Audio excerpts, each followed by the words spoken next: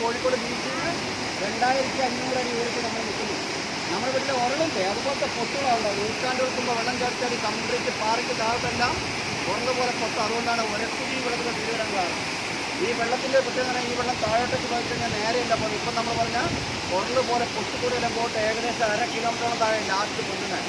അതിന് ഉദാഹരണം മാത്രമുണ്ട്. ഇടത്തുനിന്ന് 10 പുഴവലുണ്ട്, അതുപോലെ നടുവാരയുടെ ഇടയ്ക്കൂടെ വെള്ളം പോകുന്നുണ്ട്.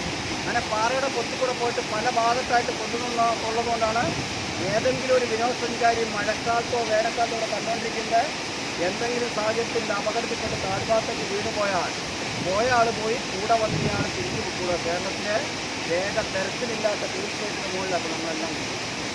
പക്ഷേ ഇത് അപകടം ഉണ്ടാകുന്നത് 5 മണി നിയന്ത്രിക്കാനും പറഞ്ഞു കൊടുക്കാനും ഏജന്മാരുള്ളതുകൊണ്ട് ഇതേ ഒരു വിനോദസഞ്ചാരി അപകടത്തിലുണ്ടാകുന്നത് പബ്ലിസിറ്റി കുറവ് നിങ്ങളെപ്പോലുള്ള ആൾക്കാർ വന്ന് കണ്ടുപോയി പറഞ്ഞ് ഇറങ്ങുന്നത്. പക്ഷേ ഈ വെള്ളത്തോടും പുറലോകം അറിയപ്പെടാൻ തുടങ്ങി അടിയന്തരാവസ്ഥക്കാലത്ത് കക്കയം ക്യാമ്പിൽ ടൂറിസ്റ്റുകാർ വീക്ഷിക്കുന്ന എഞ്ചിനീയറിംഗ് കോളേജിലാക്കി സഖാവ് രാജൻ്റെ ബോഡി കൊണ്ടിട്ട സ്ഥലമെന്ന് അറിയപ്പെടുന്നു. നിങ്ങൾ കേൾക്കുന്ന പോലെ ഞങ്ങൾ കേൾക്കുന്നു.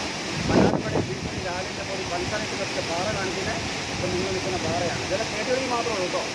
പിന്നെ 2018 പ്രളയ സമയത്ത് കേരളത്തിലെ എല്ലാ അണക്കെട്ടും തുറന്നുകൊണ്ടപ്പോൾ ഈ അണക്കെട്ട് തുറന്നുകൊണ്ട് ഈ പാലം മരത്തിൻ്റെ നിൽക്കാൻ പാകും 3 ദിവസം കഴിഞ്ഞാൽ വെള്ളത്തോട്ടായിരുന്നു. അങ്ങനെയാണ് കോഴിപ്പാലം കിട്ടിപ്പോയത്. അല്ലെങ്കിൽ പാർട്ടിൻ്റെ താഴ്ഭാഗം കാണാൻ. ഇനി വെള്ളച്ചാട്ടത്തിൻ്റെ വേറൊരു പ്രത്യേകത പറഞ്ഞാൽ കരിയാത്തുംപാറേൻ്റെ 3.5 കിലോമീറ്റർ പുഴയക്കൂടെ വേനൽക്കാലത്ത് അതിസാഹസികമായി ഇത് കയറി വന്നാൽ മാത്രമേ ട്രെക്കിംഗ് ആയിട്ട് കയറി വന്നാൽ മാത്രമേ ഇതിൻ്റെ അടിഭാഗത്ത് എത്താനൊക്കെ. അങ്ങനെ എത്തിക്കഴിഞ്ഞ് മുകളിലേക്ക് നോക്കിയാൽ ഈ വെള്ളച്ചാട്ടം മുകളിൽ നിന്ന് താഴോട്ടേക്ക് പരിചയം കാണുന്നില്ല.